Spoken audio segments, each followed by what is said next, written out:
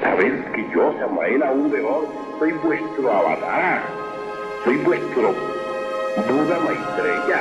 He descendido de los mundos superiores para enseñaros, para ayudaros. What is the secret of the Grail? Who does it serve? You, my lord. Who am I? You are my lord and king.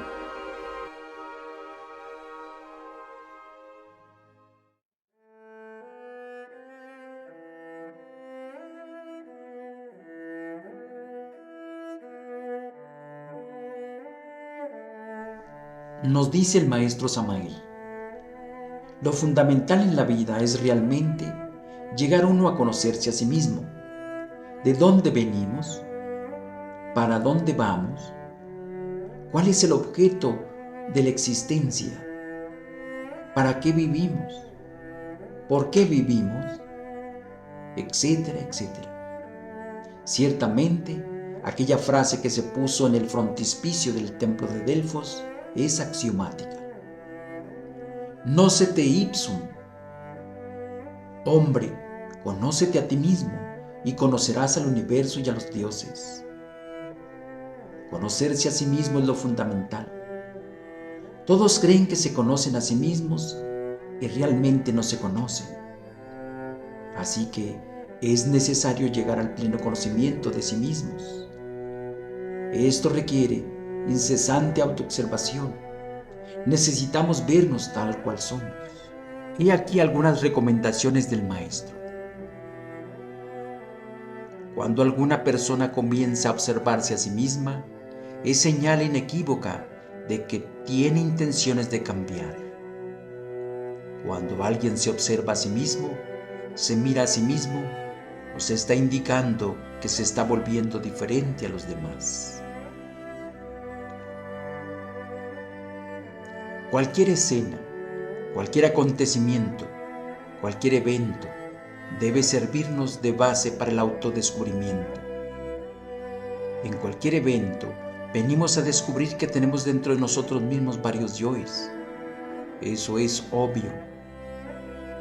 Por todos estos motivos se necesita que nosotros estemos alertas y vigilantes, como el vigía en época de guerra. Es indispensable el estado de alerta percepción, alerta novedad. Si no procedemos en esa forma, la conciencia continuará metida dentro de los agregados psíquicos que en nuestro interior cargamos y no despertaría jamás.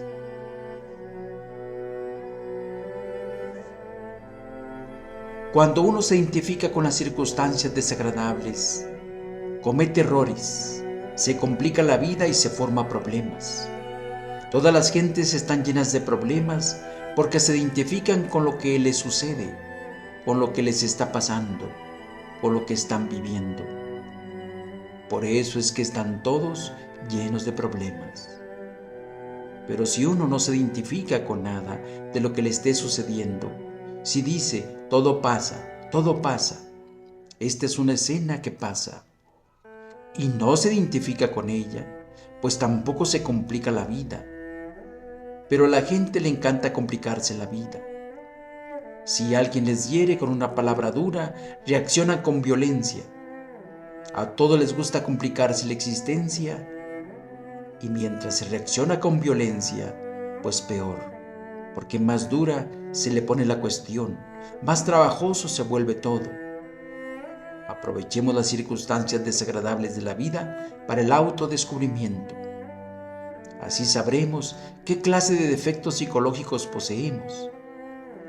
Tomemos la vida como un gimnasio psicológico. Si así procedemos, entonces podremos autodescubrirnos. Conocer y observar son diferentes. Muchos confunden la observación de sí con el conocer. Se conoce que estamos sentados en una silla en una sala, mas esto no significa que estemos observando la silla.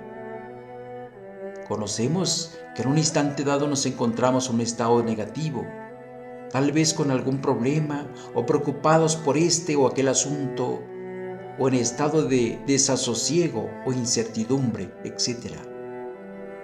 Pero esto no significa que lo estemos observando. ¿Siente usted antipatía por alguien? ¿Le cae mal cierta persona? ¿Por qué? Usted dirá que conoce a esa persona. Por favor, obsérvela. Conocer nunca es observar. No confunda el conocer con el observar. La observación de sí, que es un 100% activa, es un medio de cambio de sí, mientras el conocer, que es pasivo, no lo es.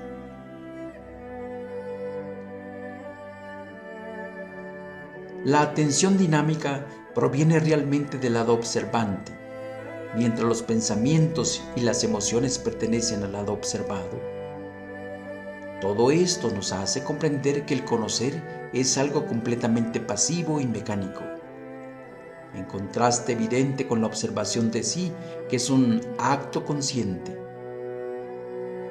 No queremos con esto decir que no exista la observación mecánica de sí, mas tal tipo de observación nada tiene que ver con la observación psicológica a que nos estamos refiriendo. Pensar y observar resultan también muy diferentes. Cualquier sujeto puede darse el lujo de pensar sobre sí mismo todo lo que quiera, pero esto no quiere decir que se esté observando realmente.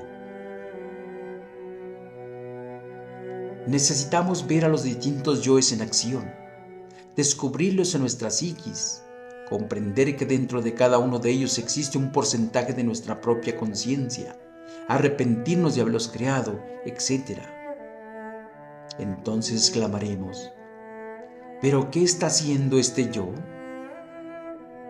¿Qué está diciendo? ¿Qué es lo que quiere? ¿Por qué me atormenta con su lujuria, con su ira, etcétera, etcétera, etcétera? Entonces veremos dentro de sí mismos todo ese tren de pensamientos, emociones, deseos, pasiones, comedias privadas, dramas personales, elaboradas mentiras, discursos, excusas, morbosidades, lechos de placer, cuadros de lascivia, etcétera, etcétera, etcétera. Rehuir el trabajo de observación íntima, buscar evasivas, es signo inconfundible de degeneración. Mientras un hombre sustente la ilusión de que es siempre una y la misma persona, no puede cambiar, y es obvio que la finalidad de este trabajo es precisamente lograr un cambio gradual en nuestra vida interior.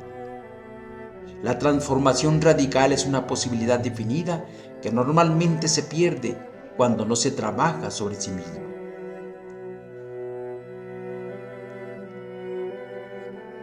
Es muy claro y no resulta difícil comprender que cuando alguien empieza a observarse a sí mismo seriamente desde el punto de vista que no es uno, sino muchos, comience realmente a trabajar sobre todo eso que carga dentro.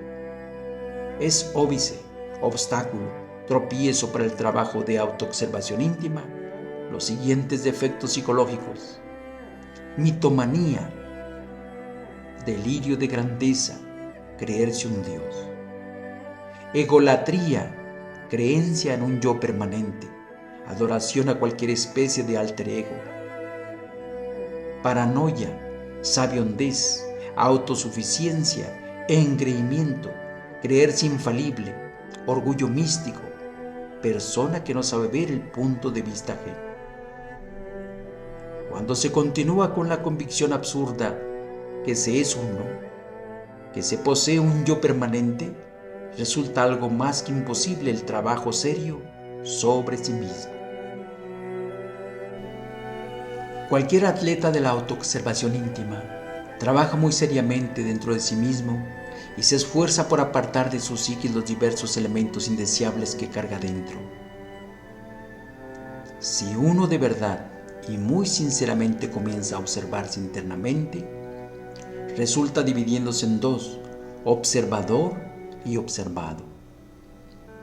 Si tal división no se produjera, es evidente que nunca daríamos un paso adelante en la vía maravillosa del autoconocimiento.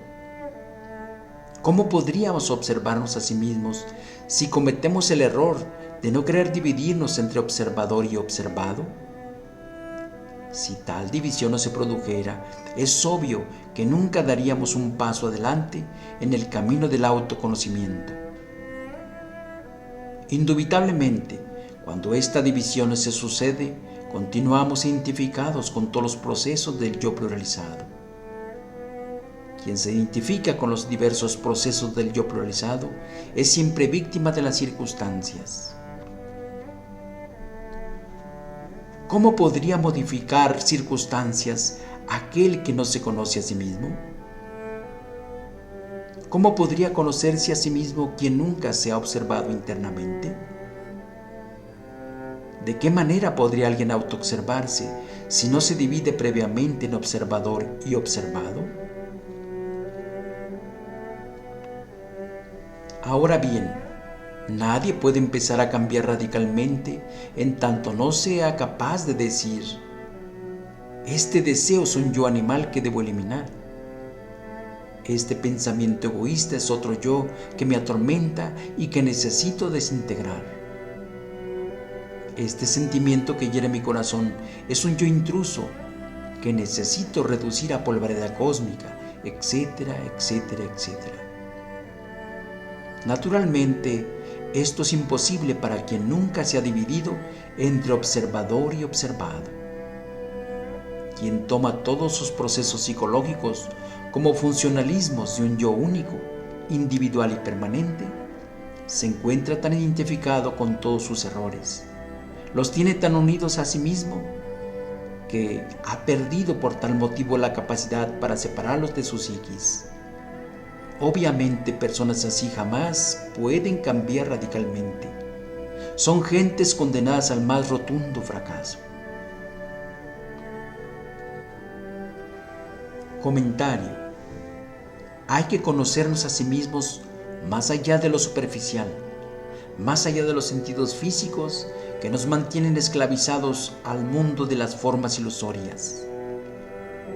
Al no conocernos a fondo, nuestra vida también está distorsionada y no tenemos una buena relación consigo mismos, con los demás y con el planeta en que vivimos. Cada uno ha de desarrollar a través de la práctica el maravilloso sentido de la autoobservación. Autoobservarnos es lo indicado. Es la base firme del autoconocimiento. Una buena autoobservación trae un buen trabajo interior con múltiples ganancias. Así vamos quitando todas las máscaras ilusorias, dramáticas, perversas y pasionales del yo pluralizado. Hay que iluminar las tinieblas de nuestra psicología interior con la luz de la conciencia y morir en lo que nos tiene esclavizados en el error, en los nirvanas. El gnóstico auténtico quiere un cambio definitivo, siente íntimamente los secretos impulsos del ser, y de aquí su angustia, rechazo y embarazo ante los diversos elementos inhumanos que constituyen el yo.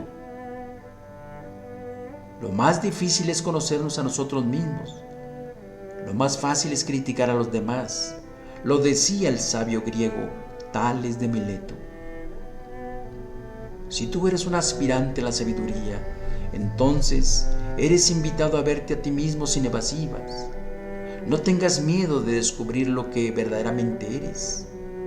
Con perseverancia y amor al trabajo interior, podrás desarrollar el sentido del autoconocimiento.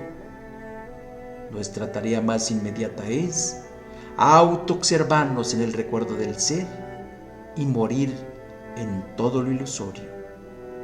Ama a Dios y haz lo que quieras.